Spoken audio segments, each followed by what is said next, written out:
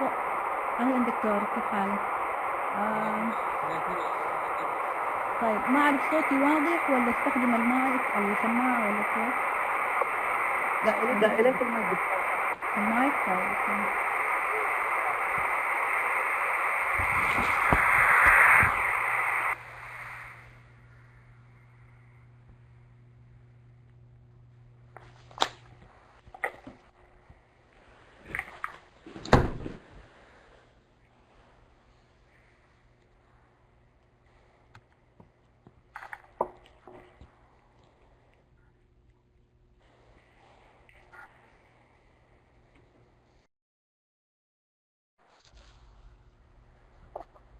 بسم الله الرحمن الرحيم.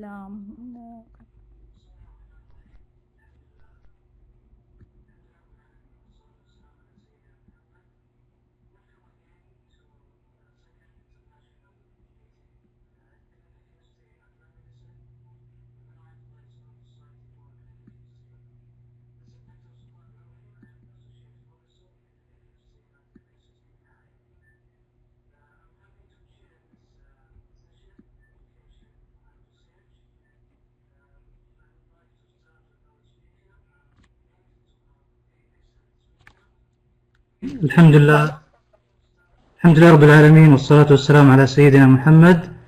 Welcome again to a second international meeting in clinical chemistry and lab medicine organized by Saudi Society for Clinical Chemistry. This is Dr. Sultan Al-Awfi. I am an associate professor of clinical chemistry at University of Hail. I'm happy to chair this session, education and research. I would like to start with our speaker. I'm pleased to have three excellent speakers. So we'll start with first speaker, Dr. Altaf Abdel Khaliq. Dr. Altaf Abdel Khaliq is currently an assistant professor of clinical biochemistry, College of Medicine, and consultant of investigative endocrinology, metabolism and bone metabolism at Al-Qura University. She is also the Vice Dean for Education Affairs. She is an active member of several committees, including Executive Circular Committee of MBBS Program, Academic Lead of Year 2 Curricular Committee, Lead of Module 3 Endocrine and Reproductive Health at Year 3, Reviewer Member at NCAA. She has conducted numerous presentation and workshops and attended and organized conferences and courses. The titles for her presentation: Challenge in Medical Education during the COVID-19 pandemic. Welcome, Dr. Altaf. You can go ahead and share your slide, please. Dr. Ali Al-Hussein and Dr. Walid Al-Tamimi and other respected member of the Society Board for their kind invitation to participate as a speaker in the sixth conference of the Saudi Society for Clinical Chemistry. Okay, during the last 2 days of the conference, there were multiple scientific topics in regards COVID-19. However, in the current session, I will direct the talk on hot topics concerning COVID-19 that even concern us and young generation, and we face it on daily basis, which is the impact of COVID-19 pandemic on education as a whole. So in the current session, I will talk about the challenges in medical that happen in medical education during this pandemic. The outlines that will be touched, I will elaborate on the ramification of COVID-19 and its impact on education. Also, I'll go through the plan for continuity of medical education. I'll discuss the learning strategies, principles, methods, and uses of learning technology. And then at the end, I'll discuss in details the challenges in medical education during the pandemic and how can we quality assure those challenges. Okay.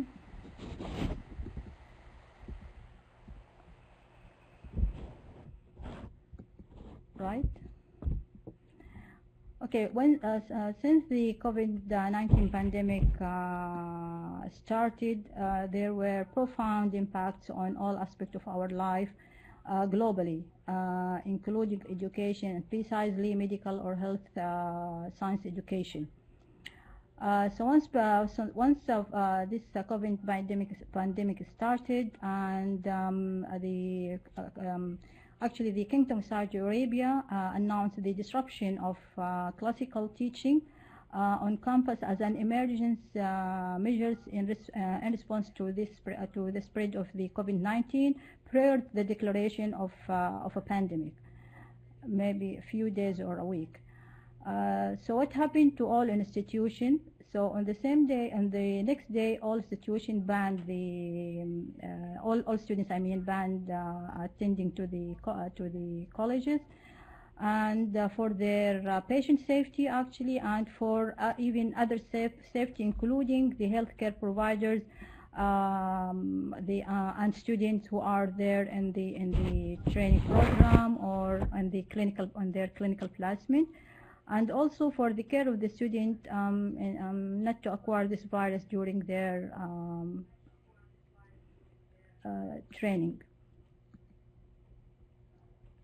So what happened after that? There should be each medical school or each health science school should manage this risk and the expectation of of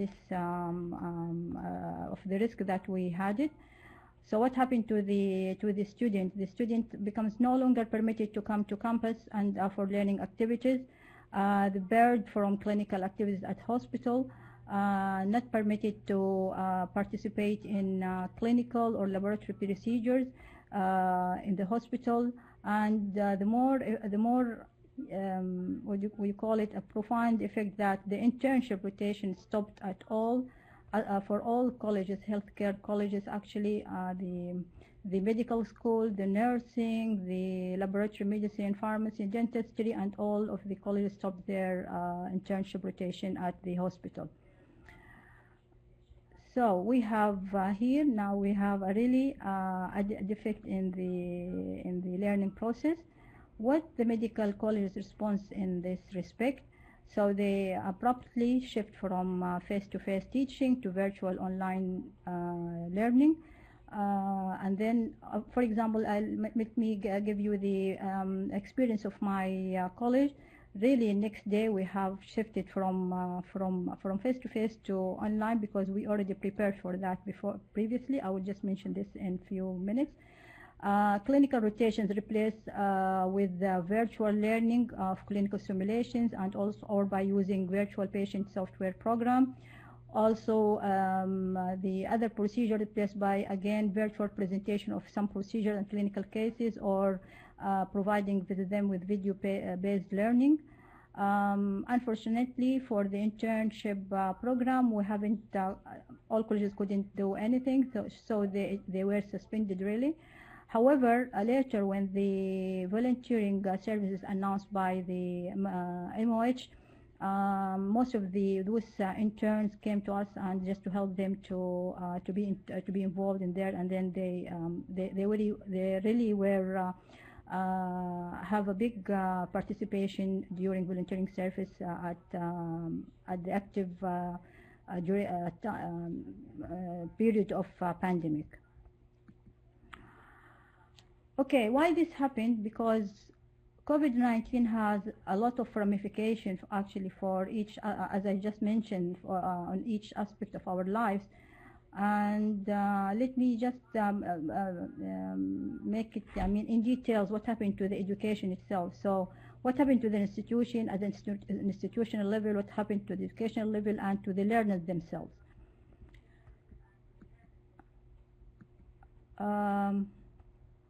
At the field of the, at the level of the institution, they should, at that time, they should have taken a decision that to make all process, educational process, or even assessment process to be legally, ensuring readiness infrastructure of the institution itself, urgent providing of various and reliable educational resources.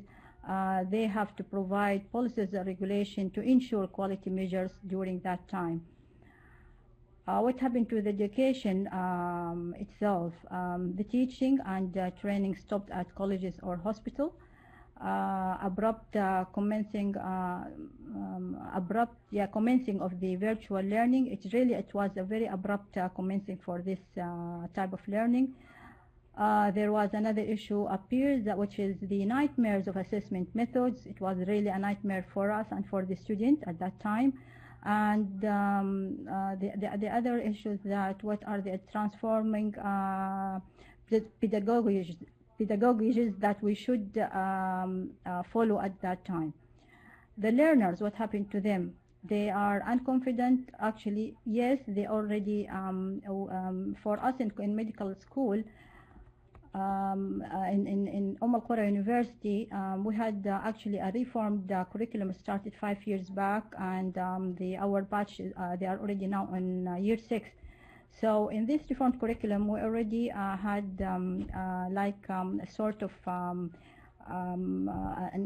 blended learning. It's not too much, but at least it was, we introduced an online learning as a flipped class. And we used the learning management system, the Blackboard, for sometimes for assessment, formative assessment, and for having task and for the portfolio task uploaded in the Blackboard for feedback and reflection, feedback from the teachers and reflection of the student.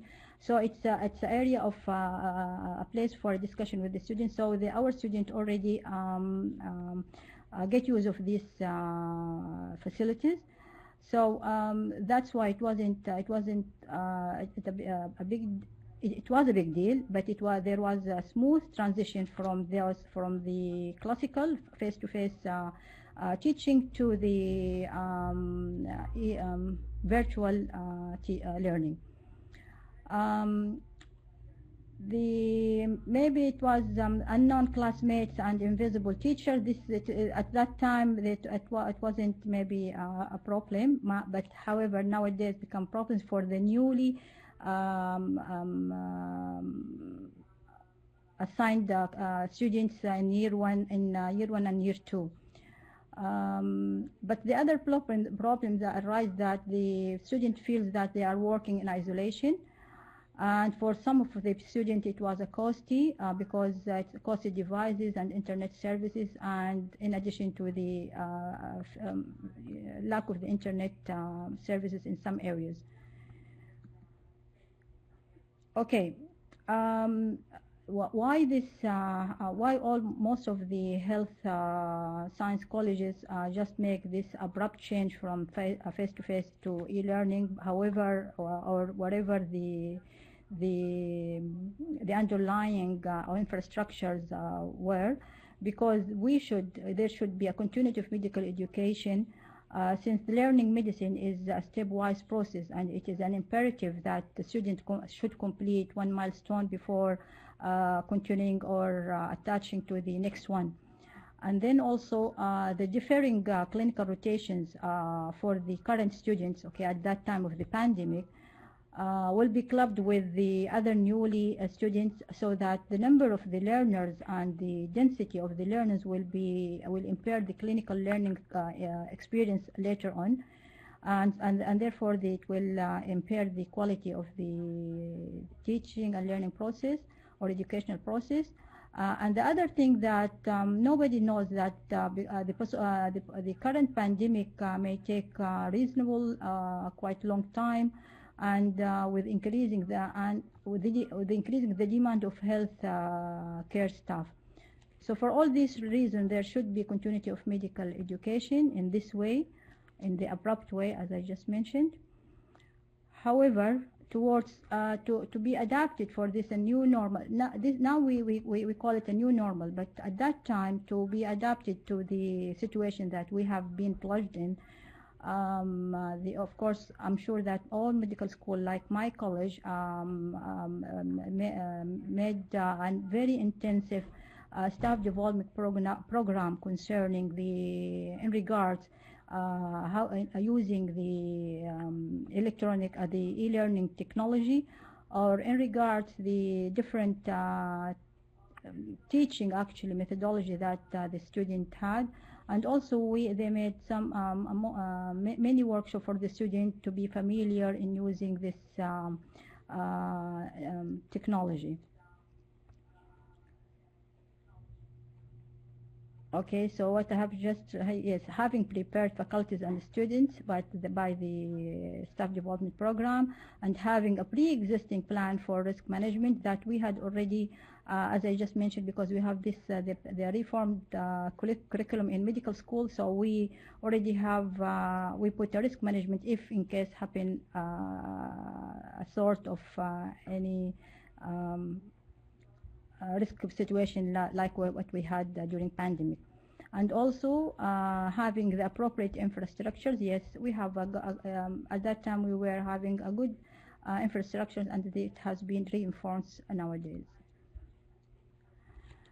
So what okay, in order to be adapted to this new to the new normal, we we as an educators, of course, when I talk as education, the education that had been affected includes the undergrad and the postgrad, because most of the colleges, not only the health science colleges, they have a postgraduate program. So they should also shift their educational process into e-learning process. So they need the educators need to know what are the different learning strategies that we have. We have a flexible, of course, learning, which is that the learners can study at any time, at any place, and even to the extent that at the time that they suit them, and this maybe we call it in our society the al-intisab. And the other one, the online learning or the e-learning, okay, which can be synchronous, which is on the same time the student and the teacher will be on the same time. Then asynchronous, where there'll be different, that the educator will put will download video or whatever materials that he want to provide them, and then it will be studied by the student, and then they will meet together for discussion. So, and we have also blended learning, which is combined face-to-face and online learning. This is what we adopted actually in our reformed curriculum usually, okay, but it wasn't, and maybe it was just a 10% of the e-learning, but at least we had an idea, the faculties and the students have an idea about what is the e-learning. And then we have a self-directed learning and the directed self-learning, which these two are involved in the face-to-face learning. However, the self-directed learning now it's adopted by the student, and actually because it's by themselves. And we found in the newly newcomer student, which in this year 2, in this academic year, I found really a very strange behavior from them, which they become really independent learner. Of course, I'll just discuss now that to have an e-learning, we should engage, and should keep the student engaged and motivated all the time. So the education principle, when using technology, we have to take care of these education principles. Technology, in that technology should only be used to enhance and motivate learning, not just because a tool that we have it and use it. No, we should use those tools to enhance and motivate learning. Strategies used, we have also to put in our mind that strategies used in face-to-face learning or classical learning is not always optimal for the e-learning. That's mean we ask actually our faculty at that time, once we have this transition, that to revise all the materials the face-to-face materials in order to be applicable or appropriate for the e-learning. So we introduce much of the interactive questions. We introduce much of the questions that for polling in order just to make the student engaged. And this happened every 5 minutes within the session itself. And so that's why educators understand that they should pay much effort in order to keep the learners motivated and engaged all the sessions.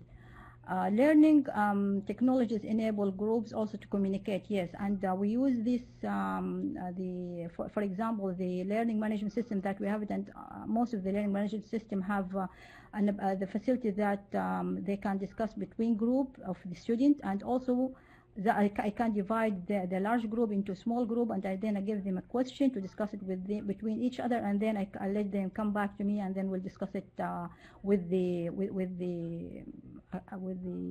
doctors or the educators. So teachers should follow these 1, 2, 3, 4, 5, 6, 7. These 7 steps in order to engage the student and to maximize the benefit and the beneficial effect of the e-learning session to reach to the maximum effectiveness. Yeah. Okay.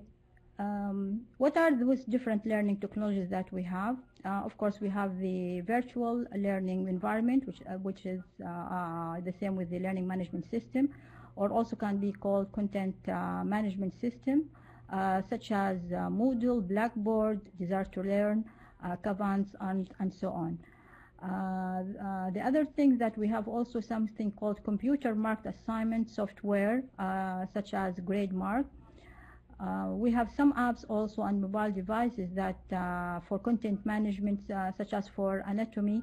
Actually, we have some application for anatomy that provide like a 3D of anatomical images. We use it. We provide it for the student in order, because of course they couldn't go to the dissection room. We provide them with the video-based learning, and also with those applications. Okay, we can also use the social media like Twitter and Facebook. Actually, for myself, I didn't use them. I prefer just to use maybe a Telegram in order to be in. Not to be involved socially, just concentrate on a scientific talk. The virtual learning environments, which is the VLE or LMS, it has, what are the functions of this VLE? Actually, it's a place to upload most of the learning materials that you need to provide it to the student, or reading learning materials, reading materials, or even web links. So you can upload it in that in the learning management system. You also can it can't be considered as a multimedia content. Also can be used for assessment management, and we can upload task for the student, and then the student will be marked on that task, and they can be provided by a feedback, and then they can give us again a reflection for what they had during any session, or during the assessment, or during a case discussion. Also, it provides considered like a social spaces for the discussion board. We had actually for the clinical years, because they couldn't go even to they banned from the hospital, they banned from the clinical skills simulation center. So we opened those spaces for discussion for a clinical case, and we used to evaluate them orally by the end of each session.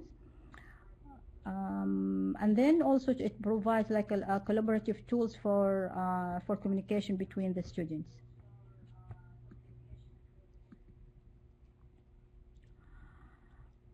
Okay, so that's where concerning maybe most of the how can we use the learning management system. Okay, what about the clinical and practical teaching session? where it used to be in the workplace-based learning. Of course, we couldn't do anything more than provide the student with the virtual steps or for conducting procedures or video-based learning.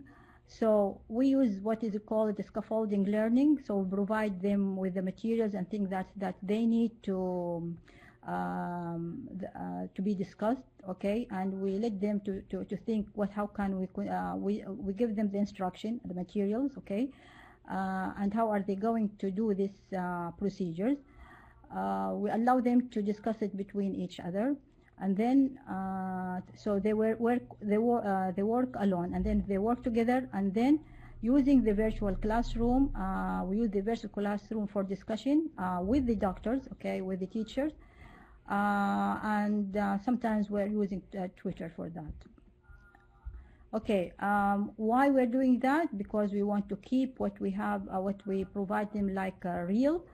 So keep it real, use learning technologies to scaffold the learning. Okay, so this supposed to what happened during when we were at the hospital. However, this procedure is very important on the right side, on the left side. The practical procedure also on clinical skills. Okay, I will just go quickly. So we have virtual augmented reality. We have also virtual world Second Life, which is very nice.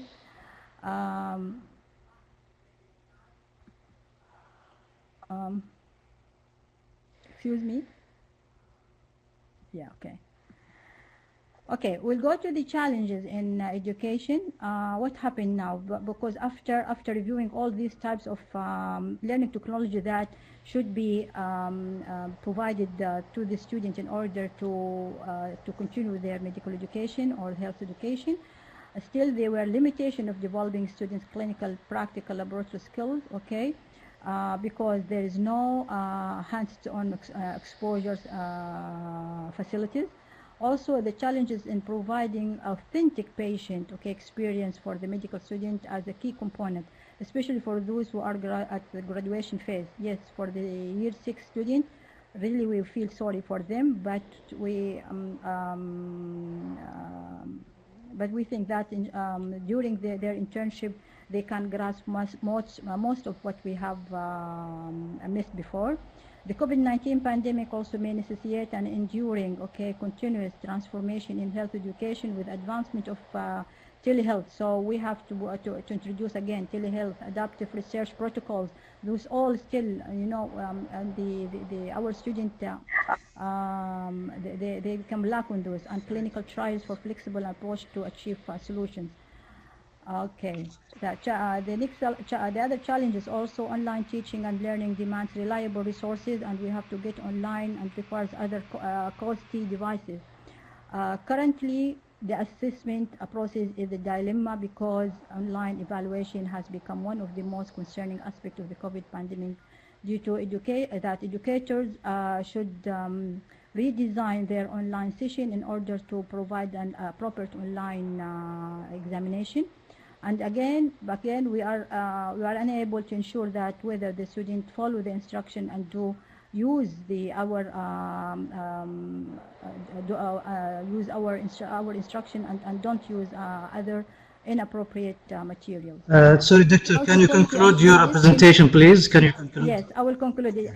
Just the other slide is conclusion. So we need a benchmarking, for that what we are doing is right. Actually, European and UK and British, they have their own benchmarking for to quality assure the online teaching. So we need, as in Saudi Arabia, to have such policies and regulation. We have some important questions for quality assurance. It's important to review how are the health colleges currently introducing hospital-based clinical sessions. And also have all materials being revised online teaching. What are methods that ensuring student engaging? So those all things really do care us. So we need to conclude that the profound effects of COVID-19 may forever change how future physician or healthcare providers are educated. Really, that's really concern. And finally, this is the take-home message that the unprecedented use of the online pedagogy as an emergency measures during COVID-19 with an adaptation of the new norm to deliver medical health education has brought both. We have challenges and opportunity to medical education actually. So it's like a double sword. Effective university teachers will in future, so suppose all educators should alter their methods of instruction to support high quality of learning and engaging the student, enriching the education and increasing engagement in learning via use of multimedia or learning through digital games. Teachers themselves will subject to significant learning both in a move to different pedagogy approaches as well as to become an expert user in technology and employee. Thank you very much.